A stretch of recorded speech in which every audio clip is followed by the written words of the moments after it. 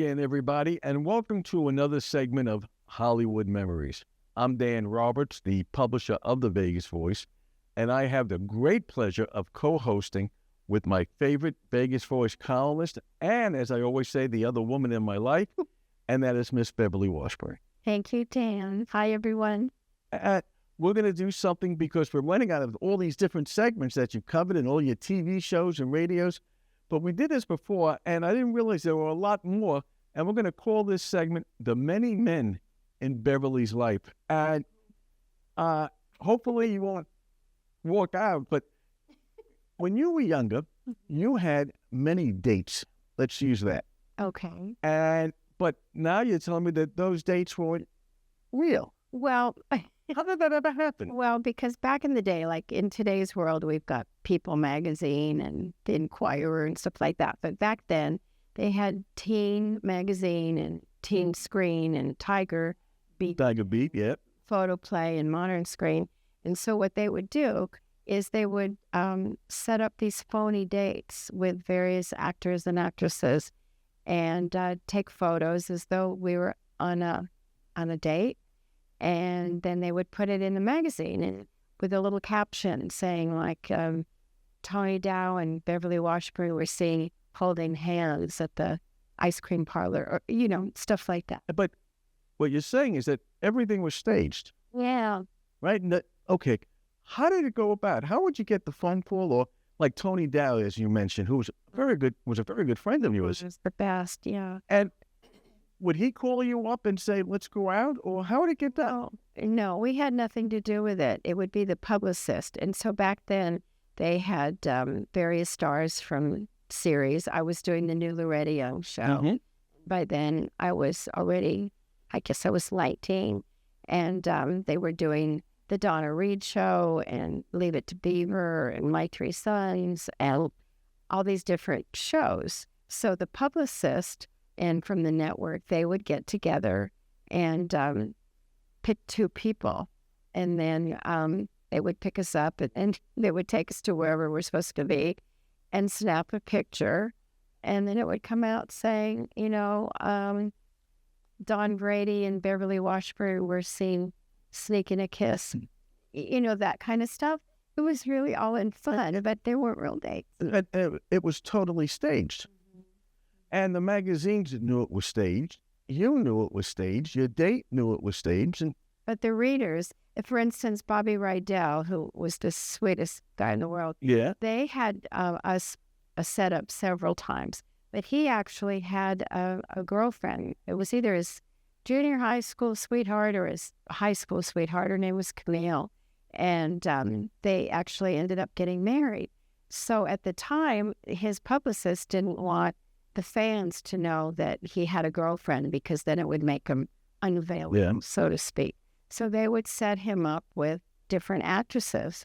And I was one of the lucky ones that got called many times, and it would look like we were dating. And he was terrific. He really was. In fact, we stayed friends. And whenever he would come to Vegas and play, I'd always get a call and get to go see him. And he was wonderful. So, of course, at the time, I didn't find it out till later that he actually had this girlfriend because they wanted to keep it quiet so the fans would think he might be available. So he's dating all these different girls, supposedly. And the whole thing was completely staged. So whoever that date is, and again, you mentioned I got Bill Bixby to Bobby Rydell and Bobby Sherman. They didn't even pick you up at the house. No passage or anything like that. No, it was all set.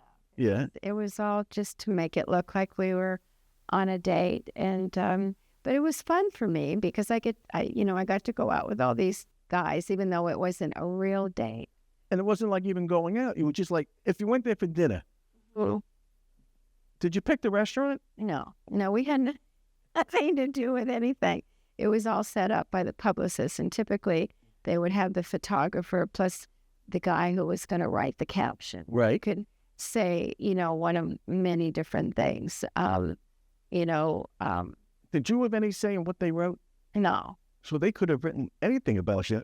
Beverly Washburn on the prowl again with another date. I mean, that wasn't anything like that, was it? No, no, it was all sweet stuff. It was just, they were seen holding hands or seen sneaking a kiss or looks like love, little Something like that. captions. It was all done in fun and So you never even ordered the food, did you? no. And half the time we didn't even get to eat the food. It would be set in front of us on a table and as though we were having dinner or lunch. And then they said, okay, cut, and that was it? And you just went home? Did you take the food to go or anything like that? No, but isn't that funny how they would do stuff back then? I doubt seriously that they do that in today's world because there's a million people that really are dating, but that's what they would do. But the whole thing was totally staged, and the magazines knew about it, right? And they didn't care. They put that in also. Well, it made for good reading, I guess, because they would pick, like Bobby Sherman. He was a teen Idol, yeah. and Bobby Rydell and Paul Peterson from the Donna Reed Show and Johnny Crawford from the Riflemen and all these different people. And so it would look like they were out on a date. And some of them actually, not that there's anything wrong with this, but some of them were actually gay, but they would show them out with a girl. And many times it was me or it would be, one of the other actresses that was on a Right. show. So, without mentioning names, if there was somebody who was gay, and they weren't even called gay back then, No. matter of fact, were you attracted and said, oh, I hope he asked me out for a date for real? A Well, Ty. couple of times. Yeah. It's nothing worse than getting turned down by a gay guy, is it? But yeah, some of my best friends are gay. Yeah. Actually, but yeah, it was a different thing that went on. And I have this whole list of guys that date, and was there any of them that when you sat down and the whole thing was staged, so you really couldn't talk privately because everyone was around you, did you ever look at any of these guys and say, I don't like this guy? Actually, that never happened. It never happened. Huh? Really, really nice, and it was just, and we weren't together all day. It would just be a quick photo shoot somewhere. Be it a restaurant or a park, or one time it was at Olvera Street in L.A., the circus, and a boat, that kind of. Did you stay for the circus, or once it was over, you just left and that was it? Yeah. It was it. Not, I know. I'm very disappointed because of all the guys that you had, was there somebody that you sat with and said, I really would like to go out with this guy. I hope this guy does ask me. Well, Tony Dow, and actually that did happen. We dated. Mm-hmm. Really, but many times it would just be set up dates. But then there were real dates too, and he was one of my all-time favorites, and we stayed friends up until the time he died, and he had a lovely wife, Lauren, who I'm still in touch with, and so. And one of the dates you had was Dennis Wilson of the Beach Boys, and was he in his prime at that? Beach Boys were a big. Yeah, we just went out one time, and actually he wanted to pick me up, so they let him pick me up. And I remember he had a Jaguar XKE. Yeah. Yeah, it was pretty fun. And he was fun, but I was so naive back then. And so in the car, Yeah. I don't even know why I'm telling you this, but I remember I slapped him. You slapped him? Yeah, I did. And that was before the date even started, huh? No, it was after. Oh, after the date. Okay. We can discuss that off screen to see exactly what happened. That course. But, Dennis Wilson ended up being associated with Charles Manson. And did he ever ask you, listen, let's go out. I'll take you to my friend Charlie's house or something like I that? only saw him that one time. And you slapped him? No, I can't believe I did that. Yeah. Because I was naive, and he took my hand and tried to put it somewhere that I didn't want it to be. And so. And I guess you never dated him again. No. Okay. But there were certain people like you really liked. I know that you mentioned before that a guy that people may not remember, but you hear his music every Halloween. Oh, Bobby Boris Pickett. Yeah. Talk about him for a sec. It's wonderful. He was such a terrific guy. That was a big loss when he passed away. And he was so popular. And even to this day, you always. Every Halloween. Yeah. And nice guy, though. Wonderful guy. Really nice. And we actually had some real dates. But for the most part, all the ones that you would see in magazines, those were setup dates. They weren't real. Where the real dates, they wouldn't have a photographer. But none of the guys followed up with it. They have your number, they call you on their own, and let's go out separately. A couple of them, like Bobby Right. and Tony and Paul. But most of them were just... It sounds like they were either gay or they didn't like you for one reason or another.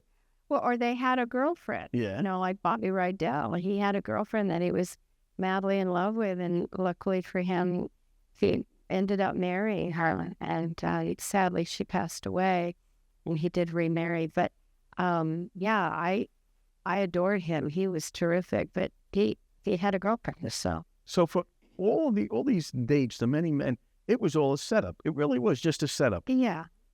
And looking back on it, was it fun? It was fun. It was a lot of fun. You enjoyed it? I absolutely enjoyed it, yeah. And wait, one last question, because I think I even know the answer. When you did all these dates and they set it up for you, without going into the total dollar amount, how much money did you get for all this? We didn't get paid. You never got paid for it. You didn't even eat the food. You didn't even eat the food. It was just in and out, and that was about it. Yeah, I know. Crazy fun. But you enjoyed every second. It was fun. Yeah, I have some really fun memories, and being able to go out with all those guys was really fun. You have a list. I have a whole list here, but when you say going out, it really wasn't going out. It was sit down, take a picture, and thank you very much, and go home. Yeah. But like you said, you wouldn't change it for anything. No, it was wonderful. Part of my life, and something I'll always be grateful for. And this is just a little bit about Beverly's career that we can go on and on, because there are so many facets from radio, TV, movies, streaming, just a little bit of everything, singing, dancing now. We got everything covered. Thank you. Here you go. And I thank you for putting up with me again. So far, so good. And this is Dan Roberts with Beverly Washburn for Hollywood Memories saying, we'll see you again next time. Thank you. Thank you, Dan. Thank you, everybody.